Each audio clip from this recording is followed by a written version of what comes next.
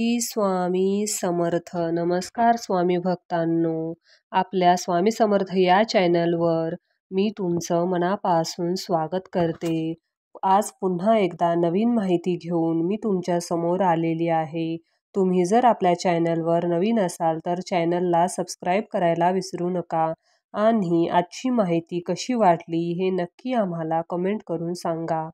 श्री स्वामी समर्थ महाराजांना त्रिवार वंदन करून आजची माहिती सांगण्यास सुरुवात करते. श्री स्वामी समर्थ. आज आपण महिलांची मासिक पाळी या विषयाबद्दल जाणून घेणार आहोत. मासिक पाळी आल्यावर महिलांनी सेवा किंवा पूजा करावी की करू नये याचा प्रश्न बऱ्याच महिलांना पडलेला असतो. पूर्वीपासून प्रथा चालली आहे की स्त्रियांनी मासिक पाळीस सेवा करू नये. अपशकुन असते, त्याने देवाचा कोप होऊ शकतो. देवाच्या जवळ जायचं नाही, ते चांगलं नसतं, अशा जुन्या लोकांच्या धारणा आहेत. बऱ्याच महिला ह्या गोष्टी सर्व पाळत नाहीत. काही महिला या गोष्टी काटेकोरपणे पाळतात. तसं पाहायला गेलं तर परमेश्वराने आपल्या सगळ्यांना बनवलं आहे, म्हणजे महिलांना सुद्धा परमेश्वरानेच बनवले आहे. मासिक पाळी म्हणजे काय तर महिलांच्या लैंगिक भागातून होणारा रक्तस्राव. या मागचे लॉजिक असे आहे की ते एक प्रकारचे अशुद्ध पाणी आहे. त्यांच्या शरीरातून 5 दिवस सतत निघत असते.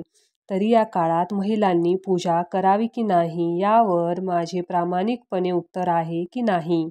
बरेच असे स्वामीभक्त महिला या मासिक पाळीच्या दरम्यान मठात किंवा स्वामींच्या केंद्रात जात नाहीत आणि ते योग्यच आहे. आता आपण यामागील कारण देखील जाणून घेऊयात. ते 5 दिवस महिलांच्या शरीरातील शुद्ध रक्त सतत सुरू असते. महिलांचा रक्तस्राव सतत लागून असतो. त्यामुळे देवाजवळ किंवा देवाऱ्याजवळ जायचे नसते. आपण रोज सकाळी अंघोळ करूनच देवाजवळ पूजा करायला जातो की न अंघोळ करता तसेच सेवेला बसतो, नाही ना? तसंच काहीसं आहे.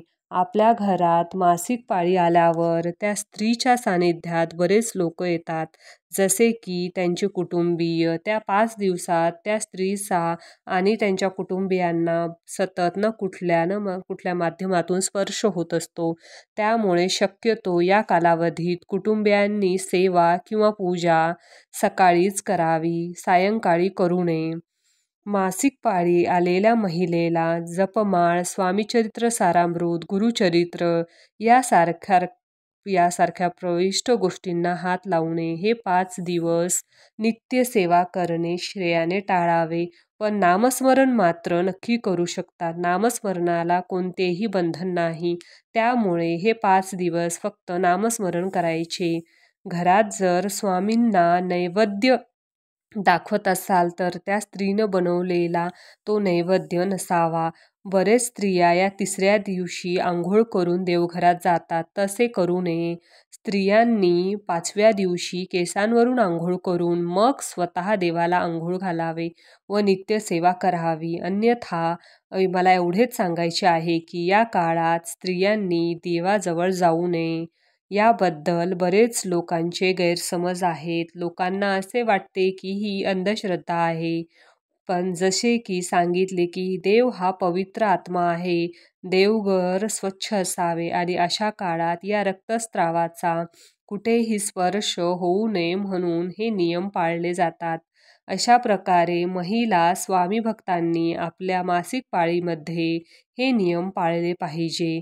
श्री स्वामी समर्थ.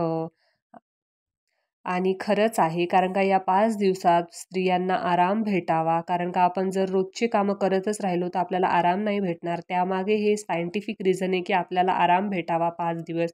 म्हणून आपण घरातलेही कामं कमी करायचे आणि देवाची ज्याचा त्याचा तो समज आहे, देवाची पूजा करू पण शकतो, नाही पण करू शकत, पण नाही केली तर बेटर राहील. कारण का आपल्याला आराम पाहिजे. जेव्हा म्हटलं तेव्हा आपण म्हणजे आंघोळ करायची नाही, तर देवपूजेसाठी सकाळीच आंघोळ करावी लागते आणि सगळं षोडोपचार पद्धतीनं करावं लागतं. त्यामुळे आपण देवाची पूजा न केलेलीच बरी.